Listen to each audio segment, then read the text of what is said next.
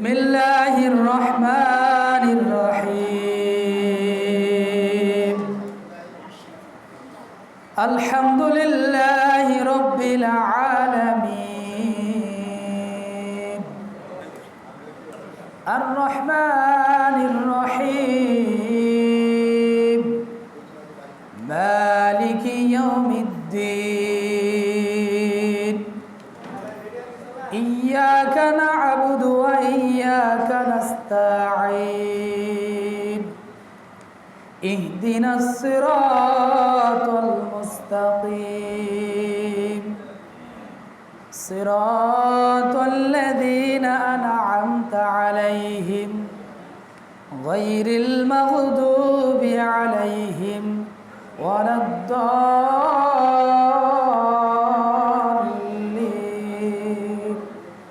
আমিন। عن أسامة بن الصامت أن رسول الله صلى الله عليه وسلم قال لا صلاة لمن لم يقرأ بفاتحة الكتاب رواه البخاري। হাদিস ভেবে ভুল করে জীবনে আমি কত আমল করিলাম, বিনিময়ে পরকালে আমলের খাতায় শূন্য পেলাম, মিজানের পাল্লায় গোল্লা খেলাম। হাদিস ভেবে ভুল করে জীবনে আমি কত আমল করিলাম, বিনিময়ে পরকালে আমলের খাতায় শূন্য পেলাম, মিজানের পাল্লায় গোল্লা খেলাম। নিজের ঘরে রেখে অহির কালাম শুনলাম শুধু মানুষের বদনাম, অন্ধ থাকাই জীবন সন্ধ্যায় সহি হাদিস নাহি আমি মানলাম। হাদিস ভেবে ভুল করে জীবনে আমি কত আমল করিলাম, বিনিময়ে পরকালে আমলের খাতায় শূন্য পেলাম, মিজানের পাল্লায় গোল্লা খেলাম। লিল্লাহি তাকবীর। আলহামদুলিল্লাহ। পশ্চিম তাক্তাপাড়া জামে মসজিদের উন্নয়ন কল্পে চতুর্থ বার্ষিক ইসলামী মহাসম্মেলনের সম্মানিত সুযোগ্য সভাপতি জনাব আলহাজ মাওলানা মোহাম্মদ এনামুল করিম, কন্ট্রোলার জাতীয় বিশ্ববিদ্যালয় গাজীপুর, সহসভাপতি আলহাজ মাওলানা আব্দুল হাকিম, অবসরপ্রাপ্ত সহকারী অধ্যাপক পয়লা পানিয়ার ফাজিল ডিগ্রি মাদ্রাসা, আরও সম্মানিত অতিথিবৃন্দ, আমার সামনে বসা সম্মানিত ইসলাম প্রিয় দিনদার প্রিয় মুসলমান ভাইয়েরা, পর্দার অন্তরালে পর্দানিশী মা ও বোনেরা, সর্বপ্রথম কালিমাতুশ শুকর আদায় করছি সেই মহান গরিয়ান আল্লাহ সুবহানাহু ওয়া তাআলার দরবারে, যে মহান রব আমাদেরকে আর্দ্রতাপূর্ণ আকাশের ভিতরেও বৃষ্টির ভিতরেও অনেক মানুষকে, মুষ্টিমেয় কিছু ব্যক্তিত্বকে কোরআন এবং সুন্নাহর ভালোবাসায় বিছানাকে ছেড়ে দিয়ে কাদাকাদ বৃষ্টির ভিতরেও এই জায়গাতে একত্রিত হওয়ার তৌফিক দান করেছেন। সেই মহান রবের প্রতি কালিমাতুশ শুকর আদায় করি সকলে পড়ে আলহামদুলিল্লাহ। দরুদ ও সালাম বর্ষিত হোক বিশ্ব মানবতার মুক্তির দূত মুহাম্মদ রাসূলুল্লাহ সাল্লাল্লাহু আলাইহি ওয়াসাল্লামের উপর। সকলে পড়ি আল্লাহুম্মা সাল্লি আলাইহি আল্লাহুম্মা বারিক আলাইহি। শান্তির অমিয় ধারা বর্ষিত হোক যত মুসলিম নরনারী পৃথিবীর বুক থেকে বিদায় নিয়ে কবরের বাসিন্দা হয়েছেন, আল্লাহ সুবহানাহু ওয়া তাআলা তাদেরকে জান্নাতুল ফেরদাউসের মেহমান হিসেবে কবুল করুন, আল্লাহুম্মা আমিন। সম্মানিত সুধী, সম্মানিত এলাকাবাসী, হয়তোবা আমরা যে এলাকার যারা আছে, আমি এলাকার একজন সন্তান, আমরা দুর্ভাগা যদি না হতাম, শুধু রাজশাহী থেকে যদি একজন মানুষ জাতির কল্যাণে কোরআন এবং সুন্নাহর আলোচনা শোনানোর জন্য আমাদের মাঝে এসে থাকেন, সুদূর ঢাকা থেকে যদি আমাদের সভাপতি মহোদয় আসতে পারেন, আর আমরা আমাদের বিছানায় শুয়ে আমরা টাক লেগে আছি, এটা তো আসলে আমাদের এলাকার জন্য একটা দুর্নাম, বৈধ আর কিছুই নয়। এই মাইকের আওয়াজ যতদূর পর্যন্ত যাচ্ছে, সম্মানিত ভাই, সম্মানিত বোনদের কাছে বিনীত অনুরোধ, বিনীত দাবি, আমার পর আর দুইজন সম্মানিত আলোচক আছেন, তারা কোরআন এবং সুন্নাহর প্রাঞ্জল ভাষায় আলোচনা রাখবেন। আপনারা সকলে আমন্ত্রিত। শুধু রাজশাহী থেকে আগত আমাদের সম্মানিত শায়েখ মুজাফফর বিন মুহসিন ভাইয়ের ছোট ভাই শায়েখ মুকাররম বিন মুহসিন মাদানী, তিনি আমাদের মাঝে উপস্থিত হয়েছেন। আমরা চাইলে এই ধরনের শায়েখদের কাছে আমরা যে কোনো সময় পেতে পারি না। অনেক দিন আগের ডেট, সেই ডেটের অনুযায়ী তাদের কথা রক্ষার্থে, ওয়াদা রক্ষার্থে তারা এখানে এসেছেন, কিন্তু আমরা ব্যর্থতা প্রকাশ না করে আপনারা সকলে এই মসজিদে চলে আসেন। আমাদের আলোচনা নিয়মিত ধারায় চলবে ইনশাআল্লাহ। সম্মানিত উপস্থিতি, আমি একটি সূরা আপনাদের সামনে তেলাওয়াত করেছি। সূরাটা সকলের পরিচিত। সূরাটার নাম হচ্ছে সূরাতুল ফাতিহা। ফাতিহা শব্দের অর্থ ভূমিকা, মুখবন্ধ, যেটা দিয়ে আল্লাহ রাব্বুল আলামিন পবিত্র কুরআনুল কারীমের শুরু করেছে। এই সূরাটির আরও অনেক কয়েকটা নাম আছে। এই সূরাকে সাবউল মাসানি বলা হয়, এই সূরাকে উম্মুল কিতাব বলা হয়, কোরআনের মূল উম্মুল কোরআন বলা হয়, তারপরে সূরাতুশ শিফা বলা হয়। আমরা প্রত্যেক দিন দৈনিক 7 বার এই সূরাটা সবাই তেলাওয়াত করে, যারা সালাত আদায় করি, কিন্তু এই সূরার ভিতরে আল্লাহ রাব্বুল আলামিন আমাদের জন্য কি রেকর্ড করে দিয়েছেন, কি লিপিবদ্ধ করে দিয়েছেন, পবিত্র কুরআনুল কারীমে যা আছে, আল্লাহ রাব্বুল আলামিন সারসংক্ষেপ এই 7টি আয়াতের ভিতরে তা তুলে ধরেছেন। সম্মানিত শুধু সংক্ষিপ্ত আকারে কিছু বলার জন্য আল্লাহ সুবহানাহু ওয়া তাআলার কাছে তৌফিক কামনা করছি। আল্লাহ যেন তৌফিক দান করেন এমন কিছু উপকারী কথা বলার, যাতে আপনারা যারা এখানে উপস্থিত হয়েছেন ব্যক্তিগত জীবনে আপনারা সহ আমি সহ উপকৃত হতে পারে। আল্লাহ যেন তৌফিক দান করেন, আল্লাহুম্মা আমিন। সম্মানিত সুধী, সম্মানিত উপস্থিতি, এই সূরাকে লক্ষ্য করে আল্লাহ রাব্বুল আলামিন বলছেন, সূরা হিজর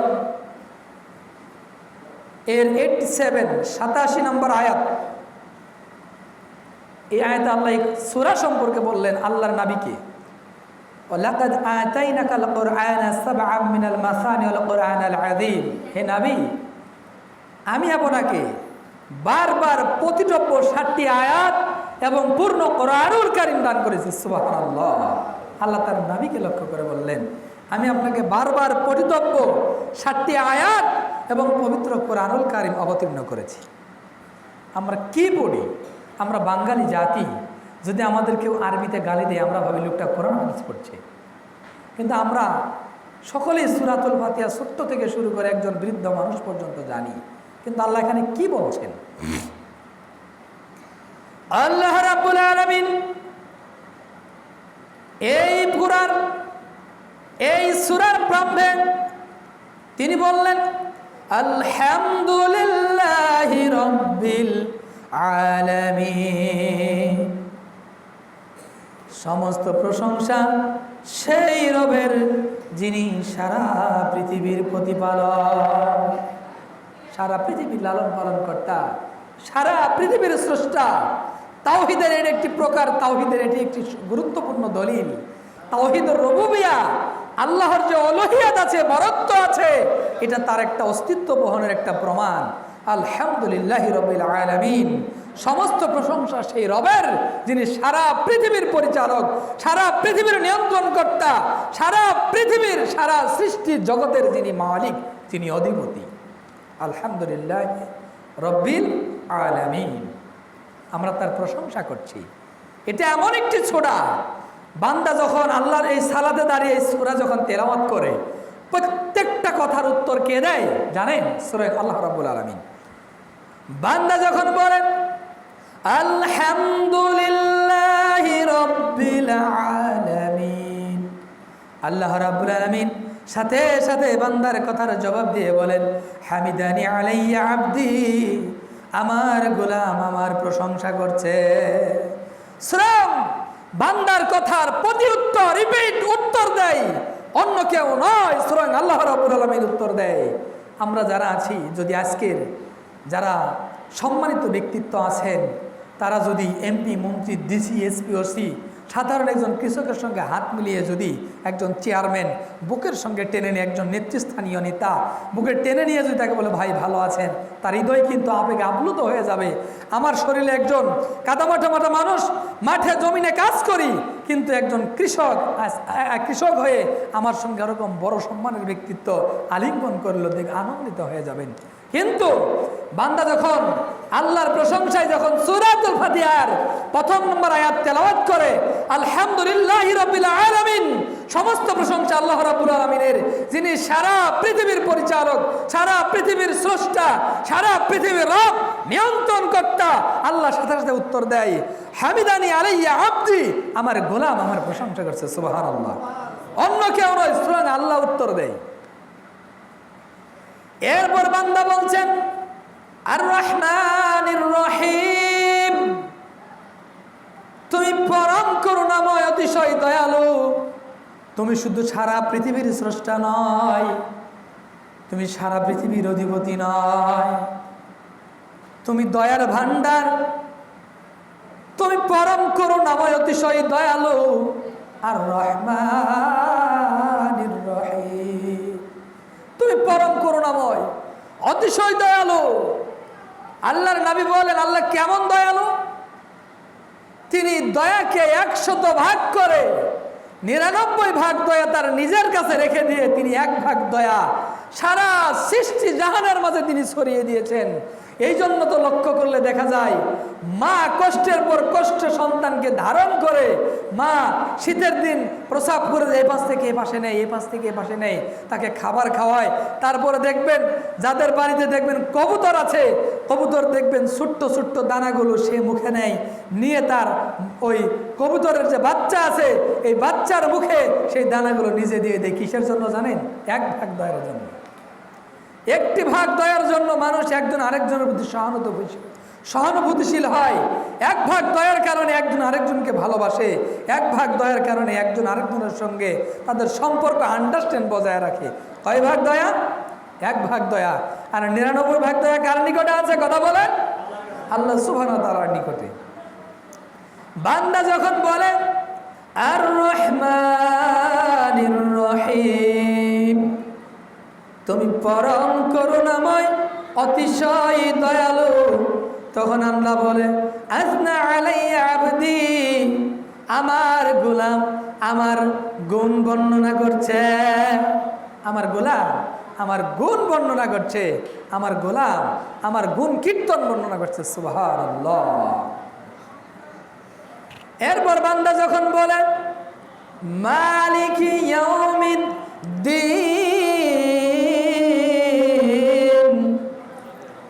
তুমি হচ্ছ কিয়ামত দিবসের মালিক, যেদিন পৃথিবী ধ্বংস হয়ে যাবে, সব কিছু ধ্বংস হয়ে যাবে, কিছুই থাকবে না।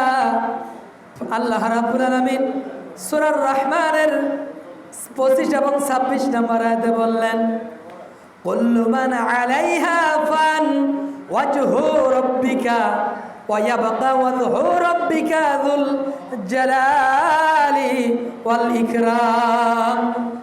পৃথিবীতে যা আছে সব ধ্বংস হয়ে যাবে, শুধু থাকবে কে? তোমার রবের অস্তিত্ব, তোমার রবের চেহারা। মালিকি ইয়াউমিদ্দিন, তুমি হচ্ছ কিয়ামত দিবসের মালিক, তুমি হচ্ছ বিচার দিনের মালিক, তুমি তো বিচার দিবসের মালিক, তুমি হচ্ছ বিচার দিনের মালিক। প্রথমে আমরা বললাম আলহামদুলিল্লাহি রাব্বিল আলামিন, সমস্ত প্রশংসা তোমার। আর রহমানুর রহিম, তুমি তো পরম করুণাময়, অতিশয় দয়ালু। মালিক ইয়াউমিদ্দিন, তুমি কিয়ামত দিবসের মালিক।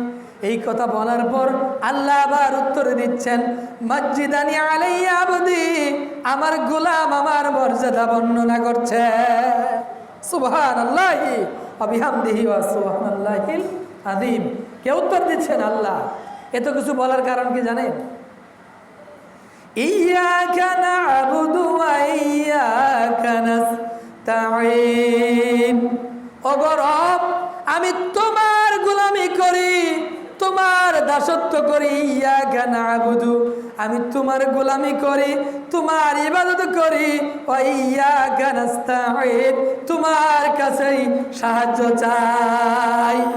ইবাদত করি কার? আল্লাহর। সাহায্যকে আমরা আল্লাহর কাছে চাই।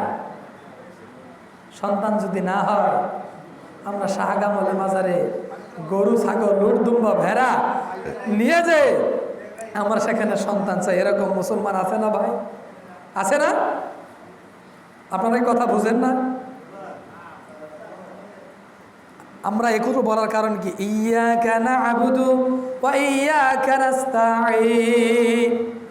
ও আমার রব, আমি তোমার গোলামি করি, তোমার ইবাদত করি।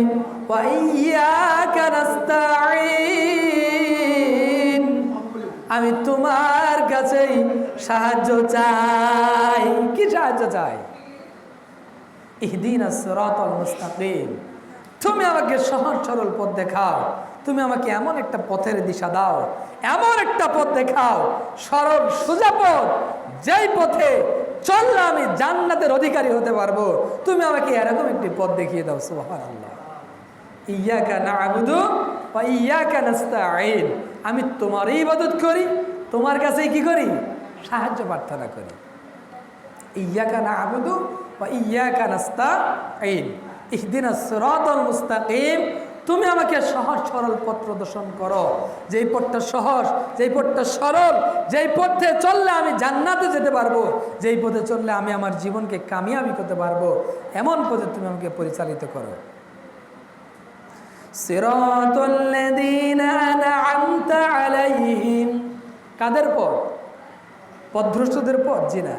তুমি ওই পথ তুমি আমাকে দান করো, ওই পথ দেখা, ওই পথে পরিচালিত করো, যেই পথে তোমার অনুগ্রহ, যেই পথে তোমার নিয়ামত, যেই পথে তোমার দয়া, যেই পথে তোমার রহমত, তুমি আমাকে সেই পথে পরিচালিত করো। সুবহানাল্লাহ।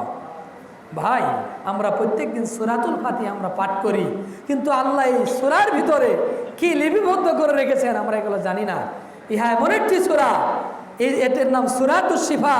কেউ যে কোনো রোগের জন্য যদি এই সূরা পরে ফু দেয়, ঝাড়ফুঁক করে, অবশ্যই আল্লাহ যদি রহমত করেন, সেই সূরাতে ঝাড়ফুঁক করার কারণে আল্লাহ মুক্তি করে দিতে পারেন। সুবহানাল্লাহ। সিরাতাল্লাযীনা আন'আমতা আলাইহিম, তুমি আমাদেরকে সেই পথ দেখাও, যেই পথে তোমার দয়া, যেই পথে তোমার অনুগ্রহ। গায়রিল মাগদুবি আলাইহিম ওয়ালাদ-দাল্লিন,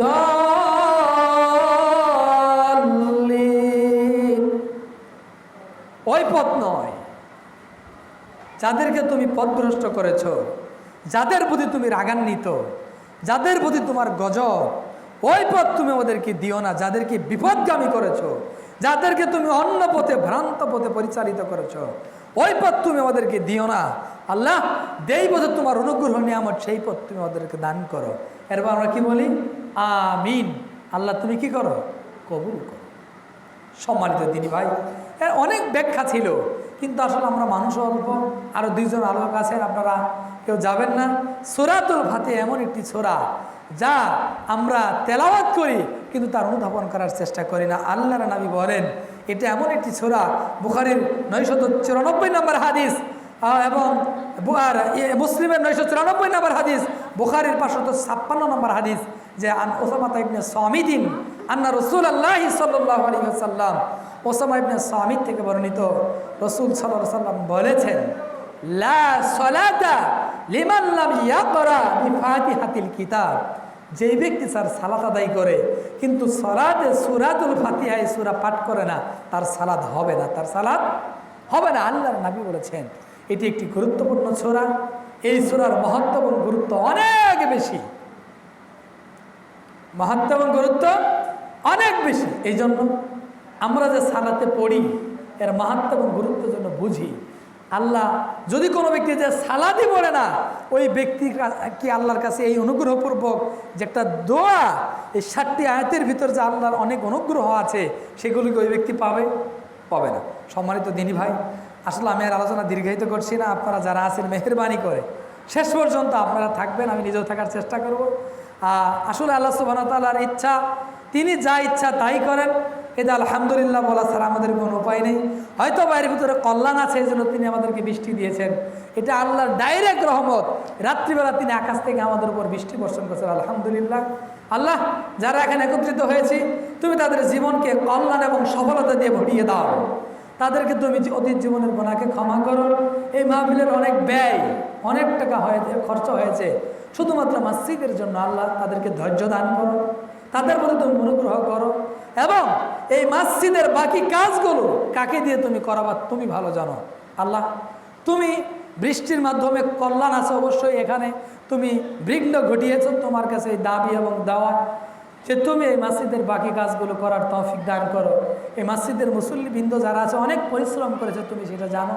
তারা তোমারই বান্দা, তুমি তাদেরকে তোমার রহমত দিয়ে ঢেকে দাও, তাদের প্রতি অনুগ্রহ করে। এই বলে আজকের আলোচনা এখানে পরিসমাপ্তি ঘটাচ্ছি।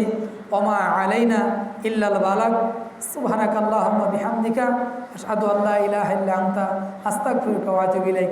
আসসালামু আলাইকুম ওয়া রাহমাতুল্লাহি ওয়া বারাকাতুহু।